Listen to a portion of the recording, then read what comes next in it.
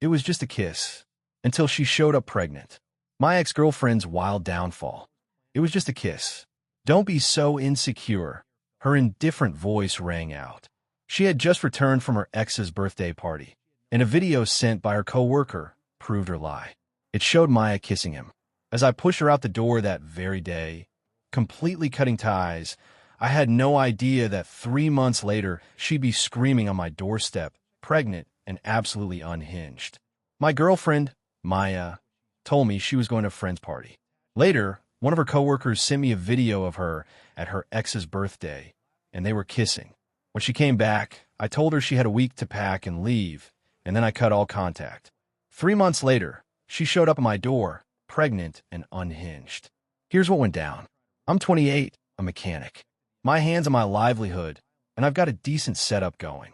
I own a small garage specializing in European imports. BMWs, Audis, the kind of cars that break down in expensive ways and keep me in business. It's honest work, paying well enough that I bought a nice 2-bedroom apartment in a decent part of town when I was 26. But my real pride and joy is a 1967 Chevy Impala I've been restoring for the past 3 years. I found her rusting away in some old guy's barn upstate. The engine was seized, the interior trashed, the paint faded to hell. Most people would have seen scrap metal. I saw potential. Every weekend for 2 years, I brought her back to life.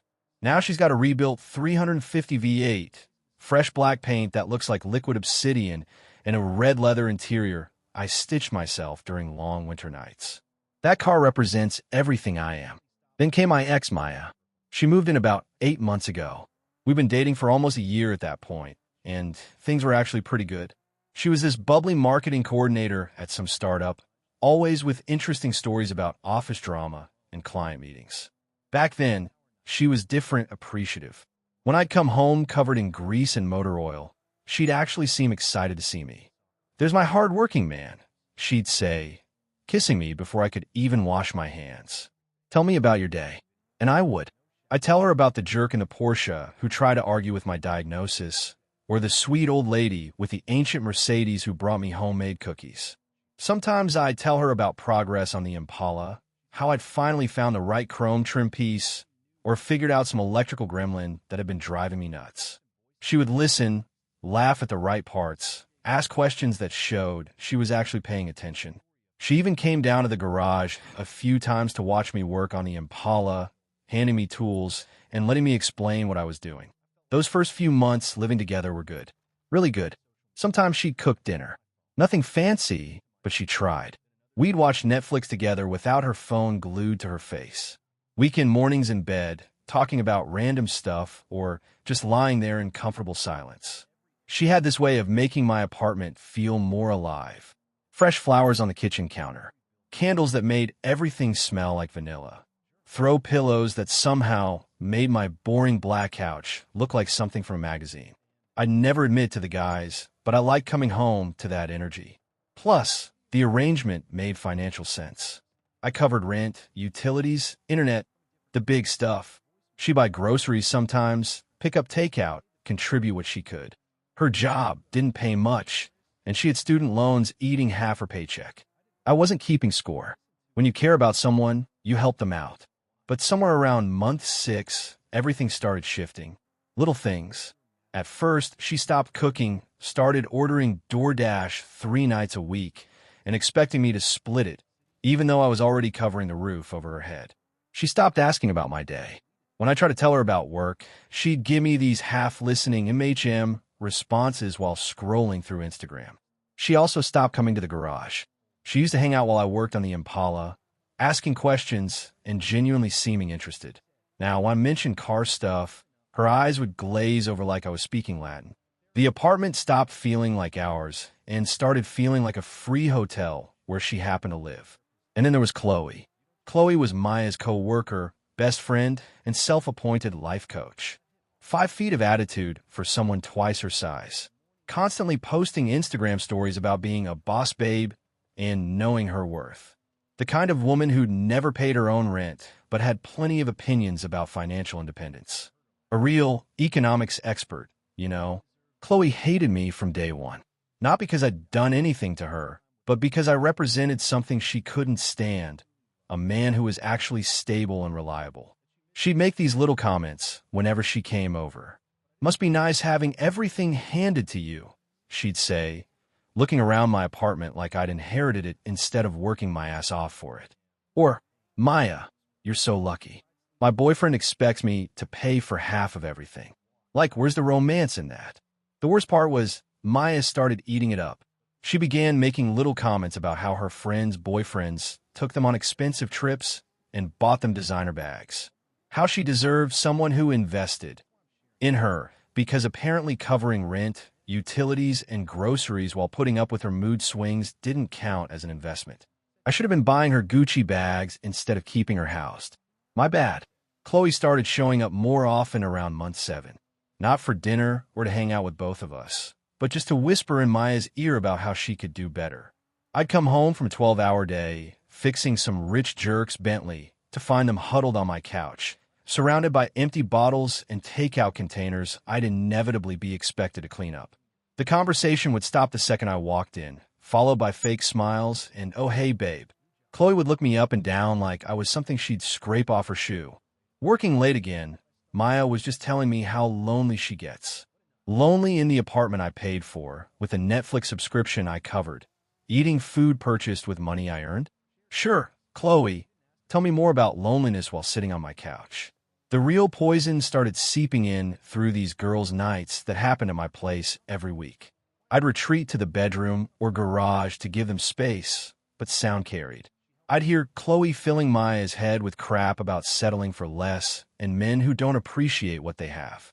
Basically playing house with a guy who treats you like a roommate. Chloe would say, "When was the last time he planned something special? Took you somewhere nice?" My ex at least tried to impress me.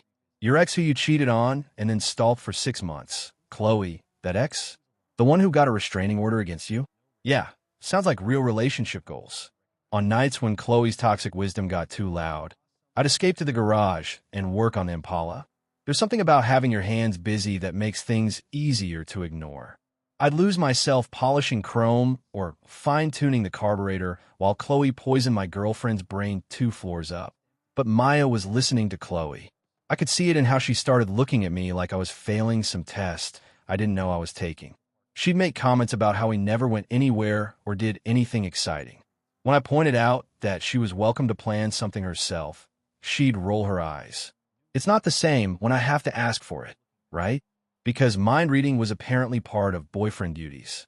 Around this time, Maya started talking about her ex, Leo. She used to mention him as a cautionary tale, the cheating loser who treated her like garbage. But lately, those stories had a different tone. Leo was such a free spirit, she'd say while we were watching some boring Netflix show. He was always planning these spontaneous adventures. "Remember that time he surprised me with a trip to Vegas? We just drove there at like 2 a.m. Sounds irresponsible," I'd say. "It was fun, though. When was the last time we did something spontaneous? When was the last time you paid rent, Maya, or contributed to the electric bill? But sure, let's talk about my lack of spontaneity while you live here rent-free." Chloe ate this up. "You were so much more alive when you were with him," she'd tell Maya right in front of me. I should have kicked them both out right then, but I kept thinking things would improve. That Maya would remember what we had before Chloe started poisoning the well. Big mistake. The night everything went to hell was a Friday. I'd had a brutal week. Some idiot in a BMW M3 had tried to tune his own engine and basically turned it into an expensive paperweight. I spent 3 days rebuilding the whole thing from scratch while he called every hour asking if it was done yet. All I wanted was to decompress. Maybe order some pizza, fire up the PlayStation, and forget about entitled jerks and their expensive toys. Around 4 p.m., I texted Maya, "Rough week. Wanted to stay in tonight? Order way too much Chinese food and do absolutely nothing." She replied an hour later, "Can't. There's a party tonight. Chloe's friend is having people over. Super last-minute thing. Chloe's friend. Of course, I could come with you." I texted back, "Oh, you wouldn't know anyone there. Plus, it's not really your scene. Just marketing people being loud and obnoxious.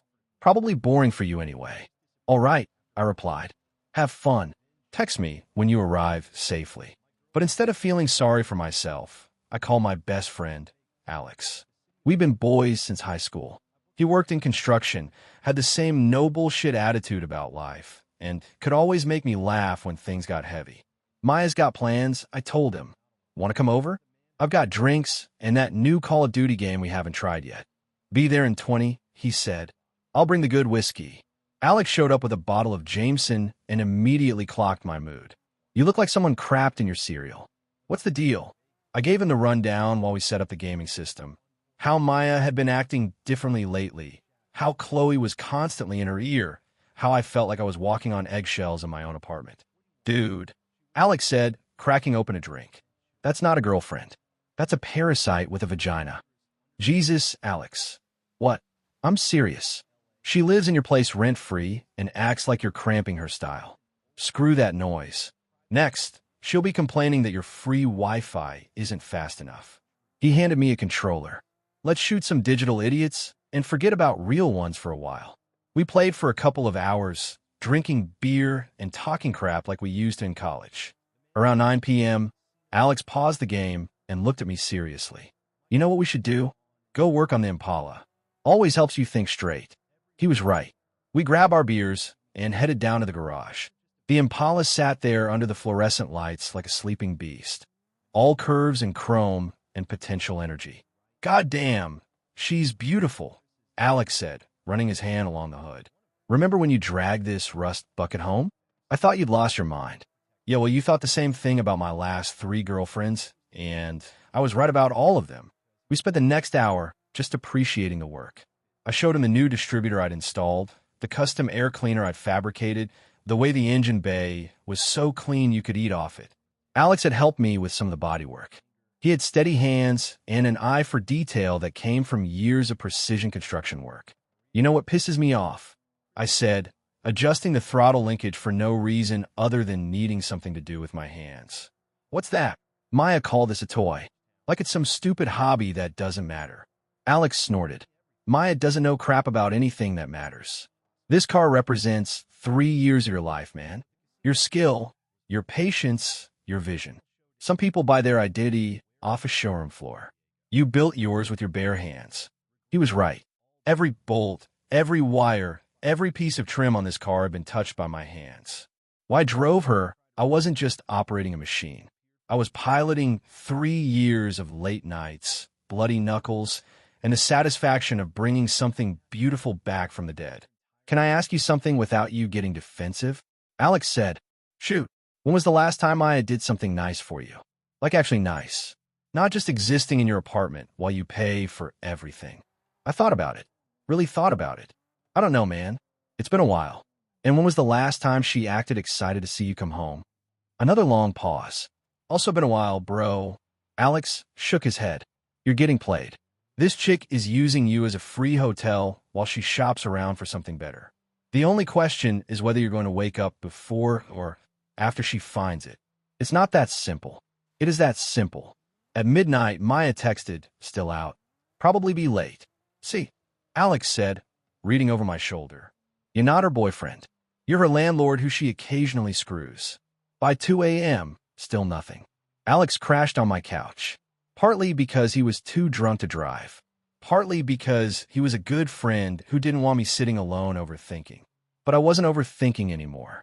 Sitting in that garage, hands dirty from work, surrounded by the fruits of my labor, I finally saw things clearly. Some things were worth investing in, and some people weren't. Maya came home around noon on Saturday, wearing the same clothes from the night before and looking like she'd been hit by a truck. She claimed she'd crashed at Chloe's because she was too tired to drive. She spent the day acting weird, jumpy, checking her phone constantly, and then hiding the screen when I walked by. When I asked about the party, she gave me vague answers about just hanging out and nothing special. This from the woman who usually gave me a play-by-play of every conversation she had with the grocery store clerk. Sunday was more the same. She barely looked at me, claimed she was tired and needed to decompress from her busy week. The busy week where I paid for everything while she went to marketing meetups and complained about her boss. I spent Sunday afternoon in the garage giving the Impala the attention she deserved, a fresh coat of wax, detailed the interior, and checked all the fluids. Working on her always cleared my head, and right now, I needed clarity more than anything. Monday morning, everything changed. I got a text from Jake, one of my regular customers. His girlfriend, Clara, worked with Maya, and apparently there was some drama making rounds at their office. "Hey man, Clara mentioned some party drama with your girl. Might want to check with her about it." Sorry to be the messenger. My stomach dropped. Jake wasn't the type to start crap for no reason. If he was reaching out, something was definitely up. I called him. "What kind of drama?" "Look, I don't want to get in the middle of anything, but Clara said there's a video going around from Friday night. Something about Maya and her ex. Clara feels bad about it, but thought you should know." "A video? Can you get it?" "Already asked Clara. She's sending it now." "Dude, I'm sorry." The video came through as a text message 5 minutes later. I was in my garage, supposedly working on an oil change. I played it. It was short, maybe 15 seconds of shaky phone camera work at what looked like a house party. I could see Maya in someone's living room, a red Solo cup in hand, laughing with a group of people. She was wearing the black dress she'd spent an hour picking out the night before. Then this tall guy with dark hair stepped into frame. It had to be Leo. I'd seen pictures on her old Instagram posts. He said something to her that made her laugh and tilt her head in that flirty way she used to do with me. And then he kissed her, and she kissed him back. His hand was on her waist. People around them started cheering and making comments like, "Finally," and "Get a room." Maya was laughing when they broke apart, laughing like it was the funniest thing in the world. I watched it 3 more times. My living girlfriend kissing her ex-boyfriend at a party while I sat at home playing video games and waiting for her text. The numbness was immediate. Not anger, not heartbreak, just this cold realization. I saved the video to my phone and went back to work. I finished the oil change, cleaned my tools, and locked up the garage. I went upstairs to my apartment, where Maya was on the couch watching Netflix like nothing had happened. "Hey, babe," she said without looking up. "How was work?" "Fine," I said. "We need to talk." She paused whatever show she was watching. "About what?" I sat down across from her and pulled out my phone. "About Friday night." Her whole body tensed. "What about it?" I hit play on the video and turned the screen toward her. The color drained from her face as she watched herself kiss her ex-boyfriend. When it ended, she looked up at me with those wide eyes that used to make me melt. "Liam, I can explain." "Don't." It wasn't what it looked like. Everyone was drunk. Leo just... I said don't. I stood up. "You've got 1 week to pack your crap and get out." The silence that followed was deafening. She stared at me like I just spoke a foreign language. "What? 1 week? Find somewhere else to live or crash on Chloe's couch. I'm sure she has plenty of wisdom about independent living to share." And that's when the real Maya finally showed up. "Are you serious right now? Over a kiss? It's not like we had sex." "Yes, dead serious. Things happen at parties. Stop being insecure." 1 week, Maya. You can't just kick me out." Maya shrieked, jumping up from the couch. "I live here." "No," I said calmly. "You live in my apartment that I pay for. And now you don't. But where am I supposed to go? I don't have money for a deposit right now. Should have thought about that before you decided to make out with your ex." Her face went from pale to red in about 2 seconds. "It was just a kiss. You're being completely insane." "Just a kiss." I held up my phone. "You want to watch it again? Because I've seen it about 10 times now, and it looks like a lot more than just a kiss to me. But hey, maybe my eyes are broken from all that insanity you mentioned." I was drunk. Leo surprised me. I didn't know what to do. "You knew exactly what to do." She started pacing around my living room like a caged animal. "So that's it? 1 mistake, and you just throw away everything we have." "What we have? What exactly do we have, Maya? You live in my apartment, eat my food, use my Netflix, and apparently make out with other guys at parties. What part of that am I supposed to fight for? I pay for groceries sometimes. Sometimes, when you remember, with money you have because you don't pay rent. You want a medal for occasionally buying milk." She stopped pacing and stared at me. "I can't believe you're being this cold. What happened to the guy who used to care about me? He got tired of being taken for granted. That's when the waterworks started. Please, Liam, we can work through this. I'll do anything. It was a mistake. I was confused and drunk." "And Chloe said..." "Chloe said what?" Maya's mouth snapped shut like she'd realized she'd said too much. What did Chloe say, Maya? Nothing. She thought maybe we should see other people just to be sure. There it was. The truth finally coming out. Chloe had been pushing Maya to cheat, and Maya had been too weak or too selfish to tell her toxic friend to back the hell off. Well, I said, looks like you took her advice. Now you can see other people from somewhere else. The crying turned into full-blown sobbing. I don't want to see other people. I want to be with you. Too late. For the next hour, Maya cycled through every manipulation tactic in the book, crying, yelling, promising to change, threatening to hurt herself, blaming me for being controlling, then back to crying. It was like watching a toddler have a meltdown in the toy aisle. I sat through it all with the emotional investment of someone watching paint dry. Finally, she pulled out her phone and called Chloe. I need you to come pick me up. Liam's having some kind of psychotic break. Chloe arrived an hour later with a U-Haul and an attitude. She strutted into my apartment like she owned the place, took one look at Maya's tear-streaked face, and immediately started laying into me. You are such an asshole, she said, pointing a finger in my face. Maya makes one tiny mistake, and you throw her out on the street like garbage. What kind of man does that? The kind who doesn't pay rent for women who cheat on him. It was just a kiss. She didn't cheat. Feel free to kiss whoever you want, Chloe. Just not while you're living in my apartment. Although something tells me you'll never have that problem. Chloe turned to Maya. See? I told you he was a controlling jerk. You're better off without him. Much better off, I agreed. She's free to make out with whoever she wants now. They spent the next 3 hours packing Maya's stuff while she cried, and Chloe muttered about toxic masculinity and emotional abuse. I stayed in my garage, working on the Impala and letting them do their thing. The car was a perfect distraction. I spent the time replacing the spark plugs, adjusting the timing, making small improvements that would matter later. Real work with real results. Unlike the 3 hours of drama happening upstairs. When they were finally loading the last box, Maya came to find me in the garage. This is really it? She asked, mascara streaked down her cheeks. I looked up from under the hood. Yep, you're going to regret this. I was the best thing that ever happened to you. I wiped my hands on a shop rag and looked at her. Really looked at her and felt absolutely nothing. Take care, Maya. She waited for me to say something else.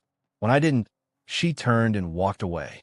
5 minutes later, I heard the U-Haul start up and drive away. I went upstairs, cracked open a drink, and enjoyed the silence. My apartment already felt bigger. The first week after Maya moved out was like detox. I kept expecting to feel sad or lonely or like I'd made a mistake. Instead, I felt peaceful, like I'd been holding my breath for months and could finally exhale. I could watch whatever I wanted on TV without someone scrolling through their phone asking, "What's happening?" every 5 minutes. I could eat dinner without hearing about Chloe's latest dating drama or office politics. My bathroom stayed clean. My groceries lasted longer. My electricity bill went down because nobody was running the AC at Arctic temperatures while taking hour-long showers. Best of all, I could spend evenings in the garage without feeling guilty.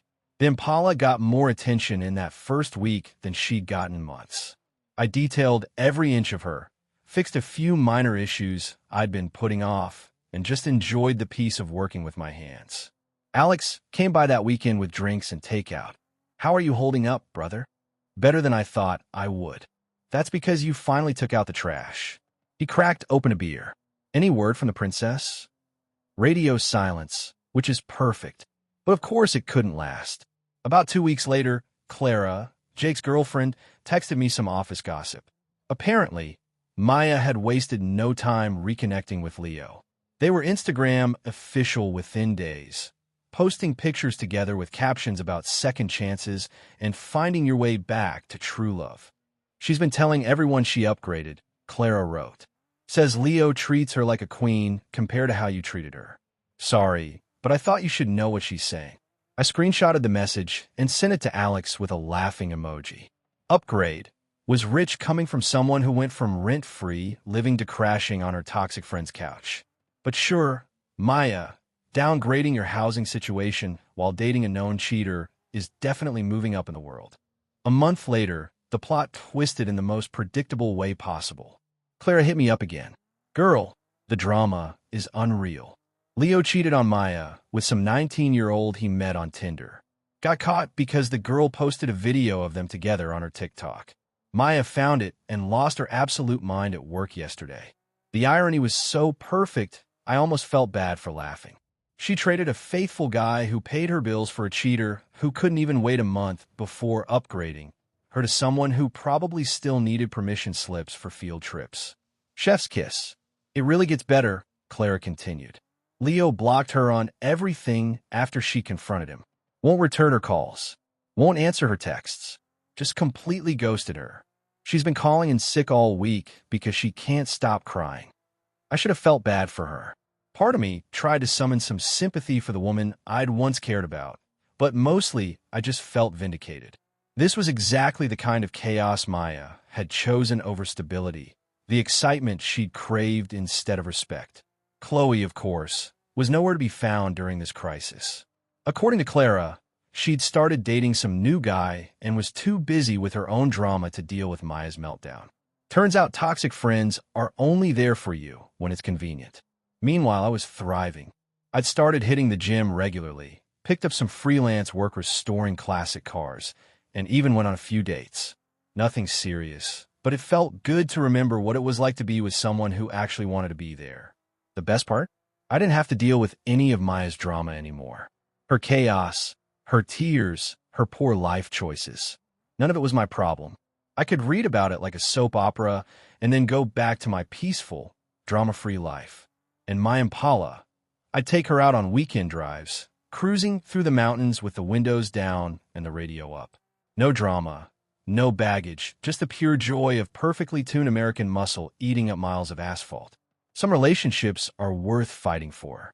Others are just expensive lessons in knowing your worth. 3 months after the eviction, I was in a really good place. The gym routine was paying off. Work was steady, and I'd started seeing someone new. Sarah was smart, funny, actually paid her own bills, and had zero tolerance for drama. Everything Maya wasn't. She even liked cars. On the first date, I mentioned the Impala, and her eyes lit up. A '67 classic. My dad had a '69 Camaro when I was growing up. I loved the sound of a big block V8. It was like finding a unicorn. We'd been dating for about 6 weeks when the crazy train pulled back into the station. It started with texts from numbers I didn't recognize.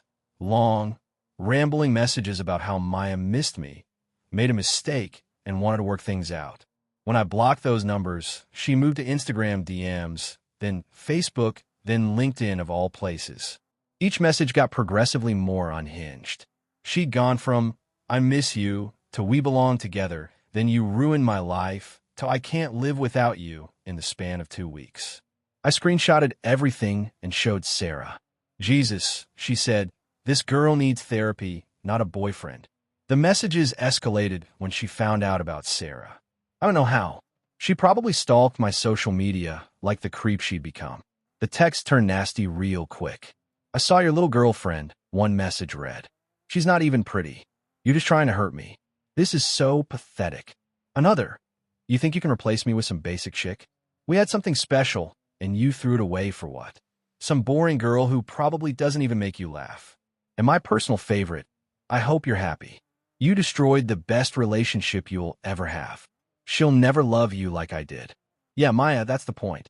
The harassment continued for weeks. She'd show up at my garage during work hours demanding to talk, left flowers and apology letters on my car, even tried to get my apartment number from the building manager. Thankfully, he told her to buzz off. Then Clara dropped the bomb. Maya's pregnant. What? I texted back. Showed up to work yesterday and announced it. Says it's Leo's, but he's denying it and blocked her completely. She's been telling everyone it's yours, though, like completely insisting. HR had to tell her to stop talking about it. My blood ran cold. I hadn't touched Maya in months and had been with Sarah for weeks, but crazy people don't operate on logic. I immediately called my lawyer and started documenting everything. The final explosion came on a Saturday afternoon. Sarah and I were at my place, planning to take the Impala out for a drive through the mountains. Perfect weather, No plans except enjoying each other's company and 350 horsepower of American muscle. We were headed down to the garage when we heard screaming from the parking lot. I looked out the window and saw Maya standing next to my beautiful Impala, absolutely losing her mind. "Liam," she shrieked, "get down here right now. We need to talk about our baby."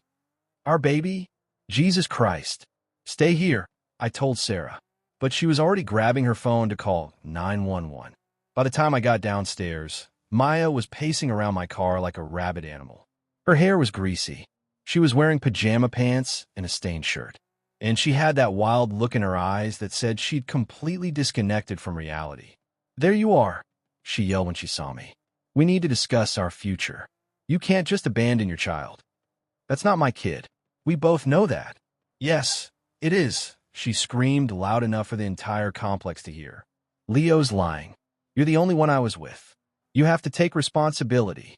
A small crowd was starting to gather. Neighbors came out to see what the commotion was about. "Perfect. Maya, you need to leave now. I'm not leaving until you admit this is your baby."